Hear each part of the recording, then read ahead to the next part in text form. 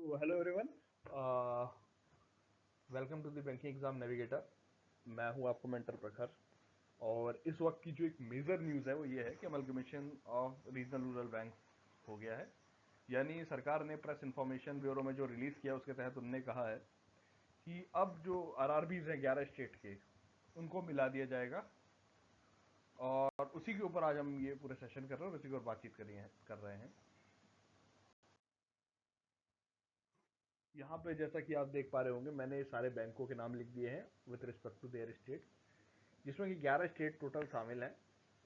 है ना, आप देख पा रहे होंगे बिहार है, आंध्रा है, गुजरात है, जेएनके है, कर्नाटक है, एमपी है, फिर महाराष्ट्र है, उड़ीसा है, राजस्थान है, यूपी है और वेस्ट बंगाल है। इसके जितने भी जिन इनके अंदर जो रीजनल रूरल बैंक्स थे, जो इन स्टेट्स के अंदर आते थे, उन सबको अमेलगेट करके एक सिंगल आइडेंटिटी बना दिया जाएगा। यानी बेसिकली अलग अलग बैंक ना होकर वो एक सिंगल कॉमन बैंक की तरह ऑपरेट करेंगे।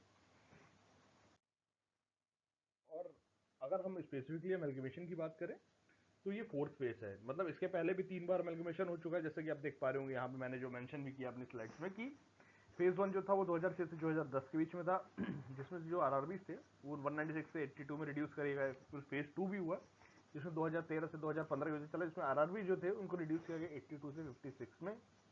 फेज थ्री जो 2019 से 2021 में था, जिसमें आरआरबी को इंट्रोड्यूस किया फिर से 56 से 43 में। और अब फाइनली फेज फोर जो आपके सामने है, जिसमें 43 आरआरबी इसको मर्जअप किया जा रहा है respect to their different states. और अब वो 28 आरआरबी बन जाएंगे 26 राज्यों में, 28 आरआरबीज इन 26 स्टेट्स और 2 यूनियन टेरिटरी को मिला के। और एक जो सवाल है जो सबसे कॉमन होता है यहाँ पे, अगर आप बैंकिंग एस्पिरेंट हो तो आपके लिए और भी ज़्यादा जरूरी है, वो याद आता है कि सेक्शन कौन सा है।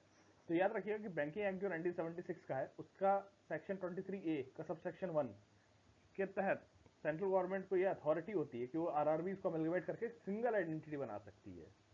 तो इस बात को बहुत अच्छे से आप याद रखिएगा। और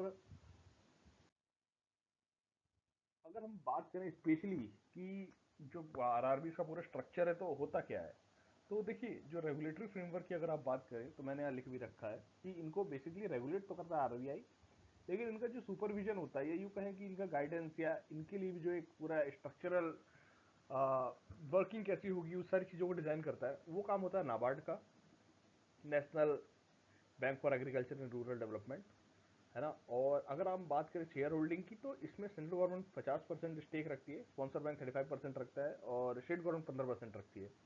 एक क्वेश्चन जो हमेशा पूछा जाता है कि हर आरआरबी में स्पॉन्सरशिप बैंक का क्या काम होता है, तो बहुत सीधी सी बात है कि ये वो बैंक होता है जो उस एरिया में जिसकी ज़्यादा ब्रांचें होती हैं, वो एरिया में जिसमें वो ज़्यादा अच्छे से ऑपरेट कर रहा होता है, ज़्यादा इफेक्टिवली होता है, तो वहीं पे जो आरआरबीज होते हैं उनको उस बैंक के स्पॉन्सरशिप के अंडर रख दिया जाता है कि ये बैंक रहेगा जो आपको गाइड करता रहेगा विद रिस्पेक्ट टू आपकी money, with respect to day dealings. है ना। अच्छा, अब एक बात जो यहाँ पे सबसे ज़्यादा ज़रूरी है आपके लिए वो ये भी है कि वैकेंसीज का क्या होगा। तो बहरहाल मेरे हिसाब से वैकेंसी अगले 1 से 2 सालों के लिए थोड़ी कम होंगी, लेकिन इन द लॉन्ग रन ये बढ़ेंगी ही बढ़ेंगी। और क्यों होंगी, क्योंकि यहीं पे आपका दूसरा क्वेश्चन भी आ जाता है कि बेसिकली अमेलगमेशन किया क्यों जा रहा है। तो किसी भी मर्जर के पीछे एक बात हमेशा ध्यान रखिए, होता ये है कि कैपिटल को मिला दिया गया है। जब कैपिटल बढ़ गया है और एक सिंगल आइडेंटिटी बना के, तो कैपिटल बढ़ गया है। जब आपका कैपिटल बढ़ गया है तो होगा ये कि आप ज़्यादा लंबे एरिया ऑफ जुरिडिक्शन को कंट्रोल कर पाएंगे, आप बिजनेस को और अच्छे से एक्सपेंड बढ़ा पाएंगे, आप एक और लंबा गेम प्ले कर सकते हैं। तो इसके लिए मेरे हिसाब से बैंकों के लिए फायदा है कि एमएलगमेशन या मर्जर के थ्रू होता यह है कि इनका बिजनेस बढ़ जाएगा। तो इन दी लॉन्ग रन में इसलिए कह रहा हूँ आपसे कि आपकी वैकेंसी डेफिनेटली इंक्रीज होगी। बाकी आप जो काम कर रहे हैं करते रहें, मेहनत करते रहें। दिस इज प्रखर साइनिंग ऑफ। Thank you.